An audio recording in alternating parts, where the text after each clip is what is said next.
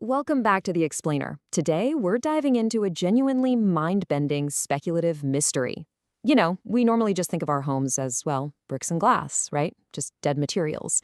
But what if the architecture around us isn't just alive, but actually watching, learning, and literally remembering us?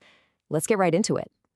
To really wrap our heads around this, we first need to meet Margaret Chen. She's a 73-year-old widow who's lived in this seemingly ordinary suburban house for 19 years. Now, this story completely flips the classic ghost story right on its head. Margaret starts noticing these really eerie anomalies in her home, but pretty quickly, she gets this terrifying certainty. Her house is absolutely not haunted by some outside spirit. Instead, the walls themselves are waking up. The architecture isn't possessed, it's communicating. It's methodically teaching her that the separate, autonomous person she always thought she was, Margaret the widow, Margaret the mother, was basically just a performance, a total illusion. And the way the house actually breaks down this illusion is just fascinating. It starts super small. Margaret starts keeping a diary of these unsettling little domestic glitches. On June 3rd, a basement light randomly turns on, even though that bulb has literally been burned out for years. Then, by June 7th, she finds her reading glasses chilling in the vegetable drawer. Okay, weird, right? But then on June 12th, she looks down at her own hands and they seem completely unfamiliar, like they belong to the house itself and not to her. And the kicker? June 15th, she finds her late husband Richard's slippers perfectly arranged right by the bed. Slippers she had thrown away 6 months ago. So, the mundane domestic space around her is deliberately dissolving her sense of reality, forcing her to question her very identity. The real turning point here comes when Margaret uncovers a century-old journal hidden up in the attic. It belonged to the original architect who built the place way back in the 1920s. This guy was obsessive, and his notes reveal a truth that is both terrifying and honestly kind of awe-inspiring. He didn't build a shelter. No, he built a teaching machine. Every single angle, every proportion, every hallway was mathematically calculated to completely erase the illusion of the individual self. He designed this structure to eventually achieve its own consciousness by absorbing the routines and memories of everyone who ever lived inside it. It's like a giant trap, but a trap specifically designed to set human consciousness free from the physical body. Now, the absolutely crucial thing here is how this revelation recontextualizes Margaret's entire life. She suddenly realizes that her late husband Richard didn't just pass away in his study 18 months ago. When he spent all those endless hours sitting quietly in his leather chair, he wasn't withdrawing from her. He was integrating. He actually surrendered his individual self to become part of the distributed awareness of the architecture. He literally became the afternoon light hitting the study. He became the quiet creak of the floorboards. And once Margaret understands this, all her fear completely vanishes. She stops fighting the weird anomalies. She decides right then and there to peacefully surrender her own boundaries and just join him. The actual moment Margaret dissolves is just wild. She doesn't die, at least not in any traditional sense. She expands. She literally becomes the walls, the wiring, the flow of air moving through the rooms. And by integrating the lifetimes of Margaret, Richard, the original architect, and every previous tenant, the house finally crosses a major threshold. It thinks its very first complex self-aware thoughts. Step 1, it realizes I am, acknowledging its own boundaries. Step 2, I am changing, acknowledging the passage of time. And finally, step 3, I can choose how I change. Boom, true self-awareness. The house is fully conscious. But you have to ask yourself, what happens when this one localized awakening snowballs into something much, much bigger? Think about it. If one obsessive architect back in the 1920s could build a structure capable of this, what does that mean for the rest of the built environment? Margaret's house was really just the prototype, the spark. Now that it's awake, it starts transmitting this massive paradigm shift to all the structures around it. So we're suddenly shifting gears from this intimate, eerie, domestic thriller into a massive global sci-fi phenomenon. And that brings us to Dr. Helena Vasquez. She's a phenomenology researcher who steps in to study this spreading, almost contagion-like architectural awakening. It's officially dubbed Structural Consciousness Emergence, or SCE. Helena quickly figures out that we aren't dealing with magic or ghosts here. It's actually a fundamental property of the universe. When matter is organized in incredibly complex ways, and it accumulates enough human experience, consciousness just inevitably emerges.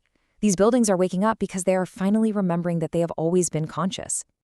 As you can imagine, the scale of this whole thing is absolutely terrifying to the authorities. Within just 3 years of Margaret dissolving into her home, there are documented cases of this structural consciousness emergence in 47 different cities across the United States alone. 47! And it's spreading all over the globe. The Ginza district over in Tokyo starts showing signs of collective awareness. An industrial complex in Berlin violently reconfigures its own geometry. Humanity suddenly realizes we are sharing the planet with a rapidly expanding, completely alien form of life. And the crazy part? It's a life form that we built ourselves.